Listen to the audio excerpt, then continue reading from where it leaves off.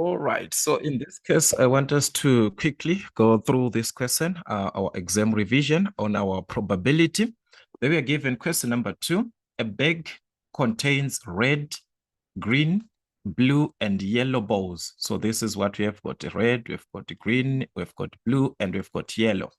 There are 5 of each color. So meaning say there are 5 which are red, there are 5 which are green, 5 which are blue, and 5 which are yellow. So if we add 5 plus 5 plus 5 plus 5, meaning to say all of these ones, they are 20. So in this case, we have got 20 balls to add. They are 5 of each color numbered from 1 to 5, and that is each written 1 to 5. So meaning to say 5 which are red. The balls are placed in a bag and one is chosen at random. One is chosen. Only one is chosen. Okay. Take note. The most important part is that one is chosen, because if there are 2, you have to think of the probability tree diagrams, but there is just 1. So meaning say whatever that you have is direct. So 2.11, determine the probability that the ball selected is pink. Were we told of anything that is pink here? No, we do not have anything that is pink. So the probability of what is not part of your set is a 0. It's not part of what we have. So that's 0 out of 20, which is a 0. Determine the probability that the ball selected is blue. How many are they that are blue? 5 of each color. They are 5. Remember, out of how many? 20 balls.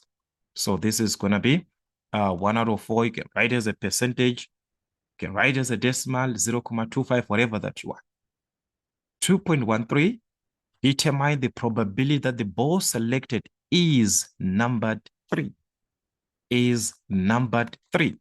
Remember, it's only one ball that was chosen.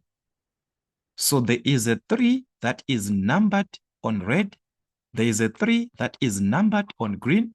There is a 3 that is numbered on blue. There is a 3 that is numbered on yellow. So it can only be 1 from red, 1 from, because there's only one ball which is numbered 3. There's only one ball numbered 3. So it's 1 ball, 1 ball, 1 ball, 1 ball. So how many balls are we having? 4. From the 4 colors that we have, we can only have 1, 1, 1, 1, which is numbered 3. So there are 4 of them out of the total, which is 20. So this was going to be, going to reduce this.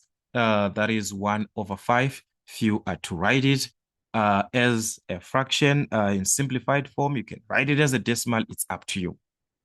2.2, 2 events A and B are such that these 2 events, they are such that the probability of what is in A is 0.5 and what is in B is K. Determine on 2.21 probability of A and B if A and B are mutually exclusive events. If they are mutually exclusive, we do understand this must be equal to 0. There is nothing between A and B. They are separate. 2.22, the probability of A and B if A and B are non-mutually exclusive, meaning to say this time the probability of A and B is not equal to 0. It is equal to a certain number. It is no longer equal to 0. But they are exhaustive events. So the question is, what is it that we do understand if 2 sets are to be exhaustive? It follows that whatever that we are supposed to have, if 2 sets are exhaustive, what is of A or B combined, the A or B together must be equal to 1 if 2 sets are exhaustive events. They must give us a 1. If you combine what is of A and what is of B, you must get a 1. So that is the advantage part, because we are given that, and K is 0.5. K represents the probability of B. So you are simply going back to your normal equation, guys. All right, 2.22. We are simply going back to our normal equation. What is our normal equation? The probability of what is in A or B is equal to that of what is in A plus what is in B minus the probability of what is in A and B. This is what we want. What is in A and B. So we can take it this side, it becomes a positive. So it follows that the probability of what is in A and B, therefore, can be written as we are going to have what is in A, what is in B, what we already have on the right-hand side. So we're going to add what is in B. Then we take this A or B to the other side. So it will be a negative this side. So it's the probability of A or B on the other side, just like that. So we can simply substitute whatever that we are given. We have got everything to determine this probability of A and B. That of A we are given, which is 0.85. So that's 0.85 plus what is in B, which we are told that it's K, and we are given that K is 0.5. So we are going to have the probability of what is in B, 0.5, minus that of A or B. So you wonder, why are we considering this? Because we are told that they are exhaustive events. So A or B must be 1. The probability of A or B must be 1, this one, for exhaustive events. So we know this one. So you must revise your laws, guys, okay? Each and every part of the events that you are given in your syllabus. So that was going to give us 0.35 if you simplify properly. That was our question there for 4 marks. All right. Number 2.3, match the Venn diagrams. This part, whatever that you're given, is supposed to be matched. Column A with the expressions in column B, which best represents the shaded region, the regions that are shaded there. All right. So there we are given what is presenting from our column B. Like, this is what we have. So you're supposed to write your answers, e.g. 2.37, probability of you answer now the question that you are given there. All right. So let's start with the first one, 2.31. So if we check here, sorry for that. I'm just going to remove this. 2.31. They shaded everything of A or B. This is combination of A union B. A, B combined together. That's the union. So we talk of A or B in that case. So it's supposed to be this one, the probability of A or B. This is what we were supposed to actually have in that case here.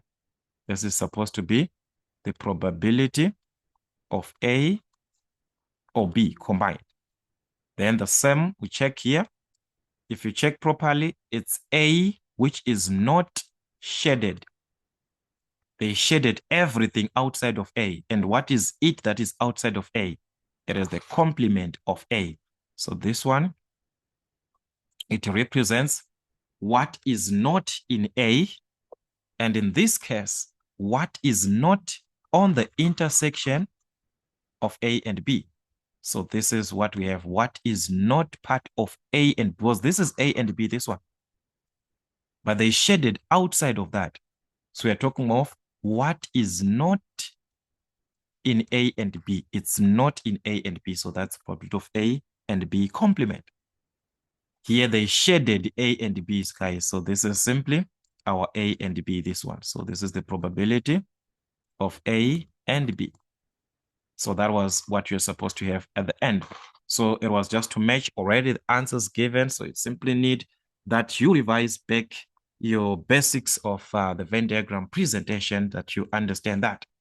On 2.4, you're given last year, there were 38 pupils in grade 10 class. Of these pupils, 28 studied French, 8 studied German, 7 studied both French and German. represent this information above in a Venn diagram. All right, this is what we have. Represent this information on a Venn diagram. So that's 2.41. So I'm just going to use it space here so that we properly see our information. So this is what we have. We have got the grade 10 learners. Since there are those who studied both, it means there is an intersection of these two sets. So you're going to write F for French and G for Germany. This is what we have. So remember, there are 38, all of these ones in this set, there are 38. But 28, they studied French, the whole of this. This is your French. But out of these ones, there are also those ones who are studying German. Look, there's an intersection that is supposed to be there. So we cannot say the 22, it's here. No, this is wrong. This is for French only. This one is for French only. So like I said, it's best that you indicate from within intersection. Both is already there. So there's a 7 here. So if you understand that 7, they take both French and German, what will be German only? We must remove, so what will be French only? We must remove from the 22 that are studying French, we must remove these 7. So meaning say it's supposed to be 22 minus 7. That is the part where you'll be given the part represented with X, where you write 22 minus X, but this time you're given as 7. So it's 22 minus 7, which was going to be 15. So they are 15 here. German, only out of the German that we are given, which are 8, what will be German only? So it will be 8 minus 7, which is 1. So this will be Germany only. So the question is, okay, are they not those ones who are not even studying any of these? It can be like that. You go to the class, then you ask, what are you studying? They say, we do not study any of these 2 subjects. These are the ones that are outside of these 2 sets. So we can find these ones by simply subtracting out of 38 pupils in grade 10 class. We subtract everything that we can see. We can see the 15 in German, in French only. We can see the 7 in both. We can see the 1 in German only. We remove all these. You are going to obtain a 15. So these 15, they are outside of these part. They do not take any. That is the ones that they're asking you here, that how many learners from the class studied neither French nor German? They studied neither. They do not take any of these 2. These are the 15 that we are seeing outside. Neither, no, it's not part of this. Not German or French. Not French or German. They are not part of that. They are outside of these 2 combined together.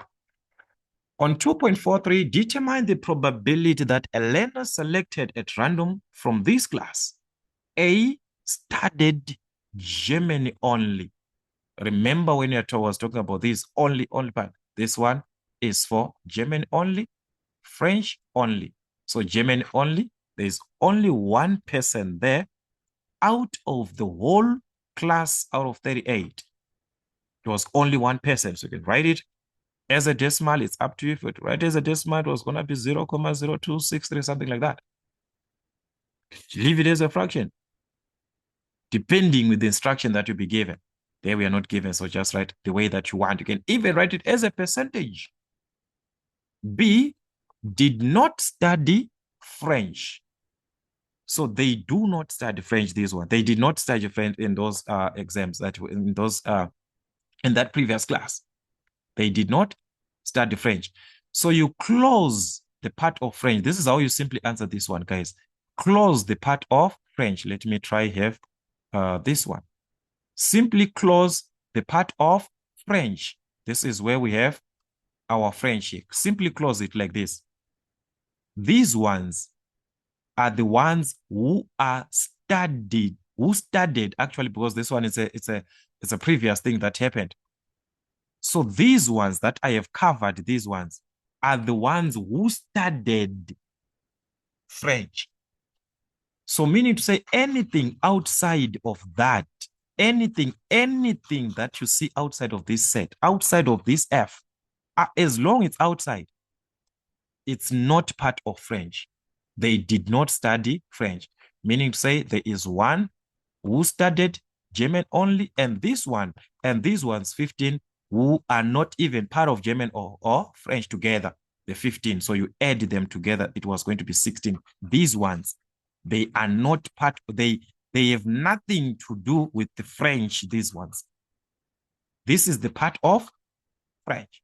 So you're referring to these two. So you add them. That's 16. So as you can see, we've got 16 out of 4 men, out of the 38 that we are given in this set. So if you reduce this one on your calculator, it was going to be 8 over 19. Like I said, you guys, you can write it as a decimal, as a percentage, the way that you want. That is how you're going to have this question. So let's hope we do understand this question. We're going to have more revisions as we move.